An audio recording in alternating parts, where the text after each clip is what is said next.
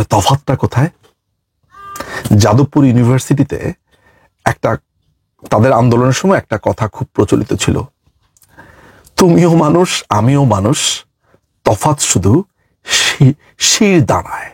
অর্থাৎ এই যে আপনার স্পাইনটা আছে, এই যে আপনার শরীরের যে মেরুদণ্ড আছে, পার্থক্য এই মেরুদণ্ডের মধ্যে।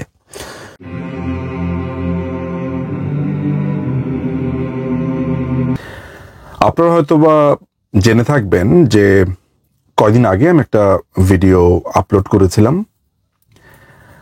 সেই ভিডিওতে আমি বলেছিলাম যে অভিনয় শিল্পী জোভান মৌলবাদীদের কাছে ক্ষমা চাননি, এবং আমি এই কথাটা বলেছিলাম জোভানের সাথে আমার টেলিফোন কনভারসেশন যা হয়েছে, এবং তিনি আমাকে পরিষ্কারভাবে এটা বলেছেন যে আমি যে ক্ষমা চাইনি এই কথাটা আপনি একটু মানুষকে জানিয়ে দিয়েন।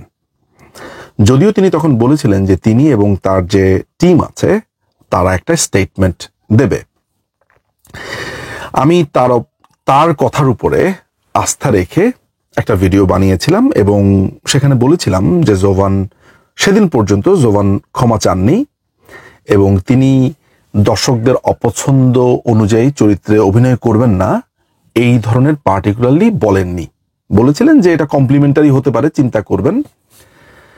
পরবর্তী সময়ে অর্থাৎ তার একদিন বা 2 দিন পরে জোভান একটি ভিডিও দিয়ে এই মৌলবাদীদের কাছে নিঃশর্ত ক্ষমা সে চেয়েছে, এবং সে রীতিমতো মাথা নুয়ে, মানে সোজা কথা হচ্ছে যে যাকে বলে কি পারলে সে পা গিয়ে ধরে, এই টাইপের তার একটা অ্যাটিটিউড ছিল। তো একটু শানে নজুল মনে হয় আমাদের বলা উচিত, সেটা হচ্ছে যে রূপান্তর নামে একটি টিভি ফিকশন যেটা প্রচারিত হয়েছিল ইউটিউবে, এবং যেটিকে স্পন্সর করেছিল ওয়ালটন, যে ইলেকট্রনিক কোম্পানি আছে তারা। এই ভিডিও ফিকশন বা এই নাটকটি দেখে মৌলবাদীদের মনে হয়েছে যে বাংলাদেশে সমকামিতার প্রকাশ বা প্রচার ছড়ানো হচ্ছে, এবং ট্রান্সজেন্ডার বিষয়টাকে নর্মালাইজড করা হচ্ছে। ব্যাপারটা এমন যে বাংলাদেশে মানে যারা ট্রান্সজেন্ডার আছেন, এই ধরনের কোনো ট্রান্সজেন্ডার বা ট্রান্স উইমেন ট্রান্স মেন থাকতে পারবে না। কোনো মানুষের যদি কোনো লিঙ্গ পরিবর্তিত হয়ে যায় তাহলে সেটি হতে পারবে না। তারা এই প্রাকৃতিক ব্যাপারগুলোকে হতে দেবে না। এই ধরনের একটা ক্যাম্পেইন বেশ কয়েকদিন ধরে চলছে, আপনারা জানেন। এর আগে শরীফ থেকে শরীফা পাঠ্যপুস্তকে এই গল্প থেকে এই ঘটনার সূত্রপাত আমরা সামনে এসছে, সেটাকে কেন্দ্র করে এই নাটক গিয়ে ঠেকলো, এবং নাটক গিয়ে ঠেকার পরে এই ক্ষমা প্রার্থনা ব্লা ব্লা ব্লা আপনারা এর মধ্যে জানেন, ফলে আমি আর বিস্তারিত আলাপে গেলাম না। আমি যেই কারণে এই ভিডিওটা করছি সেটা হচ্ছে যে জোভানের কাছে আমার একটা প্রশ্ন থেকেই যাবে যে আপনি যদি জানেন যে আপনি ক্ষমা চাইবেন, তাহলে আপনি আমার সাথে যখন আলাপটা করলেন তখন আপনি আমার কাছে এরকম র্যাম্বো সাজার কারণ কি ছিল? যে আমি অনেক সাহসী, আমি ভয় পাই না ভাইয়া, আমি কাউকে ভয় পাবো না, আপনারা একটু সবাই বলেন, আমি তো কোনো ক্ষমা চাইনি। মৌলবাদীরা এই মুরগির হৃদয়ের বা যেটাকে আমি যদি বলি দুর্বল চিত্তের মানুষজনদেরকে চেনেন, তারা বুঝতে পারেন। আমি যদি অভিনয় করতাম, ধরা যাক আমি এই রূপান্তর চরিত্রে অভিনয় করেছি, আমি এটার মূল প্রোটাগনিস্ট, আমি মূল অভিনেতা, মৌলবাদীরা কি আমাকে বাধ্য করতে পারত? উত্তর হচ্ছে কোনোদিনই পারত না। শুধু তারা কেন, তাদের 14 গোষ্ঠী বা তাদের পুরা বাহিনী নিয়ে এসেও এটা করতে পারত না। কিংবা আমি যদি একটা বই লিখি এ বিষয়ে, আমার এই বই নিয়ে তারা চেঁচামেচি করতে পারে, কিন্তু আমার এই বই বাজার থেকে উঠে যাবে বা এই বইকে ব্যান করতে হবে, এই ক্ষমতা কি ওদের আছে? যদি না আইন শৃঙ্খলা অন্যায়ভাবে সেটা করে, এটা বাদ, কিন্তু আমাকে দিয়ে বাধ্য করাতে পারবে? পারবে না। তাহলে তফাৎটা কোথায়?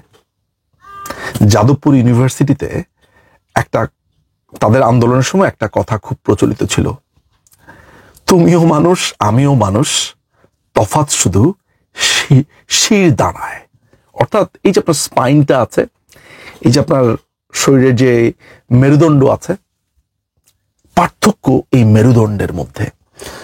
নাটকের মধ্যে আপনি বিরাট বড় প্রেমিক, আপনি গুন্ডাদেরকে মারছেন, শয়তানদেরকে মারছেন, প্রেম করছেন, কত বড় বড় বাতচিত, কিন্তু মনটা চিকেনের মতো এমন, একদম মুরগি, একটা মুরগি হৃদয় নিয়ে ভ্যাবলার মতো হাসেন, একটা মুরগির মতো আচরণ। আমি যারা দুর্বল চিত্তে তাদেরকে বলছি, পার্টিকুলারলি জোভানের ব্যাপারে আমি বলবো যে তিনি একজন অসম্ভব রকমের ভীতু, তিনি দুর্বল চিত্তের অধিকারী, এবং সবচেয়ে ভয়ঙ্কর ব্যাপার হচ্ছে তিনি আমাকে মিসলেট করেছেন, ভয়ানকভাবে মিসলেট করেছেন। কেন করেছেন সেটা তিনিই জানেন। তাকে আমি যেই প্রথমে টেক্সট দিয়েছিলাম, পরে আমার সাথে কথা বলাতে সামনাসামনি হয়তো বা তিনি বলতে পারেন নাই যে নিঝুম ভাই, এটা বললেই হতো, তিনি আমার সেদিন বলতে পারেন নাই এমন যে নিঝুম ভাই আমি আসলে খুবই একজন দুর্বল চিত্তের মানুষ, প্লিজ ভাইয়া আমি ভাই মাফ চাবো। এটা বললেই কিন্তু হয়ে যেত, আমি কোনো কথা বলতাম না, কারণ আমি জানি যে সবার তো শির দ্বারা সোজা না, সবাই তো শির দ্বারা শক্ত করে এইটা বলতে পারে না যে আমি একটা চরিত্রে অভিনয় করেছি এবং এই চরিত্র সমাজে আছে এবং এটা ন্যাচারাল। কোনো মানুষ ইচ্ছা করলেই ছেলে থেকে মেয়ে হয়ে যেতে পারে না, মেয়ে থেকে ছেলে হয়ে যেতে পারে না, বা ছেলে থেকে মেয়ে হতে পারে না, এটা ইচ্ছা করলেই পারে না। তার শারীরিক পরিবর্তন হয়, তার মানসিক পরিবর্তন হয়, তার ন্যাচারাল পরিবর্তন হয়, এবং এইটার উপরে ভিত্তি করে সেই মানুষটার তার যে জেন্ডার, আমি বলবো বৃহত্তর জেন্ডার নির্ধারিত হয়। ফলে এই যে একটা সত্য ঘটনা সমাজে, এইটাকে মোল্লাতন্ত্র ধামাচাপা দিতে চায়, এইটাকে মোল্লাতন্ত্র চাপিয়ে রাখতে চায়। অথচ আশ্চর্যের ব্যাপার হচ্ছে ফেসবুক এলজিবিটির প্রচার করছে, ট্রান্সজেন্ডারদের পক্ষে তারা প্রাউড ক্যাম্পেইন করছে ফেসবুকে। আপনারা জাস্ট দেখেন মার্ক জুকারবার্গ করেন তো, মার্ক জুকারবার্গকে ব্যান, ওইটা তো আপনাদের পক্ষে সম্ভব না। আপনারা এইটার প্রতিবাদে ফেসবুক ব্যান করে দেন, ইউটিউব ব্যান করে দেন, টুইটার ব্যান করে দেন, কারণ প্রত্যেকটা এই ধরনের সামাজিক যোগাযোগ মাধ্যম এলজিবিটি অর্থাৎ যার মধ্যে ট্রান্সজেন্ডারও আছে তাদের সমর্থনে কত প্রচার করেছে, কত কথা বলছে। এখনই সার্চ করেন মার্ক জুকারবার্গের, যারা আমি সেদিন একটা পোস্ট শেয়ারও দিয়েছি, সেটা করতে পারবেন না। খুঁজে খুঁজে কেন করতে পারবে না? কারণ তারা জানে,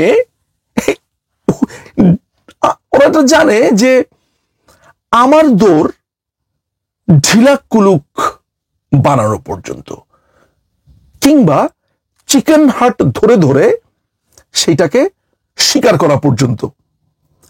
কোথায় কোথায় দুর্বল চিত্তের মানুষ আছে তাদেরকে খুঁজে বের করে অ্যাটাক করো। পৃথিবীটাই এমন যে দুর্বল তাকে খুঁজে আরেকজন ভয় দেখায়, আর যিনি সাহসী, যে এইসবকে থোড়াই কেয়ার করে, যেগুলাকে 2 পয়সার পাত্তা দেয় না, তাদের কাছে আসবে না। যেমন আমার কাছে আসে না। আমাকে করতে হলে পেছন থেকে অ্যাটাক করতে হবে, আমাকে কিছু করতে হলে কোনো একটা অন্ধকার থেকে আমাকে চাপ দিয়ে ধরতে হবে। সামনাসামনি অসম্ভব, আইনগতভাবে অসম্ভব।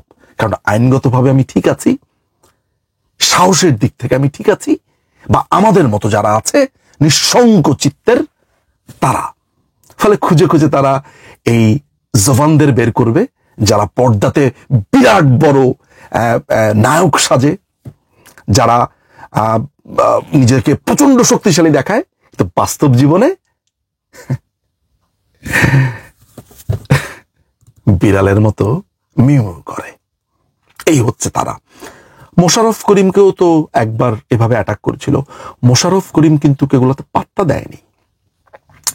তারপরে আমাদের চঞ্চল চৌধুরী, তাকে আপনার পিনাকি ভট্টাচার্য অনেকবার নানান রকম ভাবে এভাবে অ্যাটাক করতে চেয়েছিল।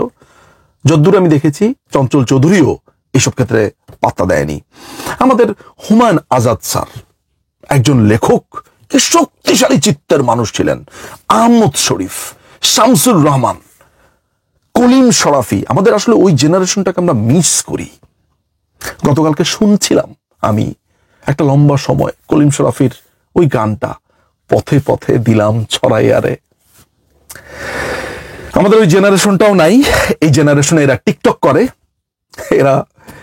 এদের নাটক আমি তো এমনিও এসব দেখি না, আমি অন্যদের নাটক আমি দেখতেও চাই না। এর মধ্যে এই ক্যাচালের মধ্যে একে আমি দেখেছি, 2-1বার দেখেছিলাম আমি। এই হচ্ছে এদের শক্তি, সাহস, এদের বুকের পাটা। সুতরাং খারাপ লাগার যে ব্যাপারটা আছে যে আমাকে এই মিথ্যে না বললেও পারতো, আমাকে এই মিসলেড না করলেও পারতো, আমাকে বললেই পারতো যে ভাই আমি কিন্তু যা হাতে পায়ে ধরে ক্ষমা চাবো, কারণ আমার অভিনয় করতে হবে। ভাই আমি তো জানি না ওর পড়াশোনা কত দূর, পড়াশোনা করে কোনো ক্যারিয়ার করতে পারবে কিনা, এইটা তার হয়তো বা ব্যক্তিগত ব্যাপার, কিন্তু হয়তো বা এই ভয়টা আছে যে ভাই আমার তো না খায়া মরতে হবে। আসলে তা না। আজকে যদি তিনি সাহস দেখাতেন, এটা বলতেন যে আমি একটা চরিত্রে অভিনয় করেছি এবং এটা সত্য, আমি একজন অভিনেতা, ভাই তুমি আমাকে ব্যান করলে ব্যান করো, বয়কট করলে বয়কট করো, আই ডোন্ট কেয়ার। এই গার্ডসটাই নাই। এই যে বুকের ভেতরে এই গার্ডস থাকতে হয়। যারা বঙ্গবন্ধু সৈনিক, যারা বঙ্গবন্ধুকে ভালোবাসে, তাদের এই সাহসটা আছে। এই জন্যই বলি, বঙ্গবন্ধুর ইতিহাস পাঠ করেন, তার জীবনী পাঠ করেন, তাকে পড়েন, দেখবেন অস্ত্রের সামনে, আঘাতের সামনে আপনি পাহাড়ের মতো দণ্ডায়মান হয়ে দাঁড়িয়ে আছেন, নিঃসংক চিত্তে দাঁড়িয়ে আছেন। তাকে হত্যা করতে যখন এসেছিল, তিনি পাল্টা ধমক দিয়েছেন, তোরা কারা, এত বড় সাহস আমাকে মারতে এসেছিস। উনি তো ওই সময় ইজিলি গ্রেফতার হয়ে বলতে পারতেন ঠিক আছে বাবারে আমাকে গ্রেফতার করে নিয়ে যাও, তারপরেও মাইরো না। ওনার ওয়াইফ বলেছে আমাকে এখানে মেরে ফেলো, আমার হাজবেন্ডের সাথে আমাকে মেরে ফেলো, আমি তাকে যেহেতু মেরে ফেলেছো আমি আর কোথাও যাব না। নিঃসংক চিত্তে তিনি এই প্রাউড, তাকে মেরেছে তিনি এই হত্যা প্রাউড যে উনি অপরাধীদের কাছে মাথা নিচু করেননি তিনি। এরকম চিন্তা যদি আমরা এখনকার জেনারেশনকে করি, আমি করেছিলাম জোভানকে, যে এই সাহস আছে, এই সাহস তাদের আছে, নেই। আমি বরঞ্চ ক্ষমা প্রার্থী এখন আবার, যে আমি যে ভিডিও দিয়ে বলেছিলাম অনেকে আশা দেখেছিলেন, আমি তাদের কাছে ক্ষমা প্রার্থী। আমি ভুলে গিয়েছিলাম দেশে এখন চিকেন হার্টেড মানুষের সংখ্যাই অনেক বেশি। I am sorry for that, I am sorry. অনেক ধন্যবাদ।